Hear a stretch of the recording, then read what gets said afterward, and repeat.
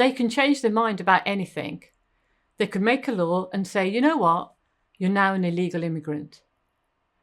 These are the words of a participant I interviewed for this research into the experiences of the victims and their families of the Windrush Scandal.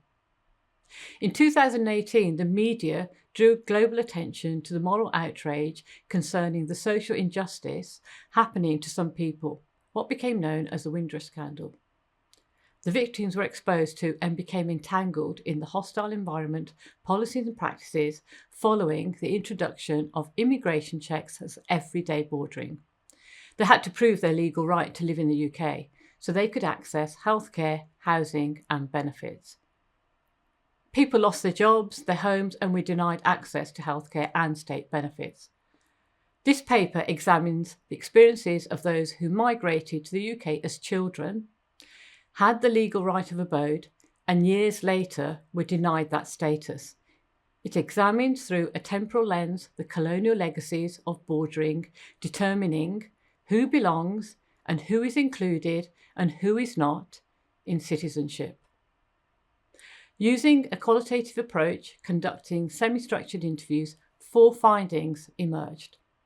Firstly, the Windrush Scandal is not perceived as a single one-off experience, but a continuum of a hostile environment reinforced through past experiences of rejection and exclusion. Secondly, the need to survive led participants to interpret the scandal as part of a familiar continuum of racial oppression, marginalisation and exclusion.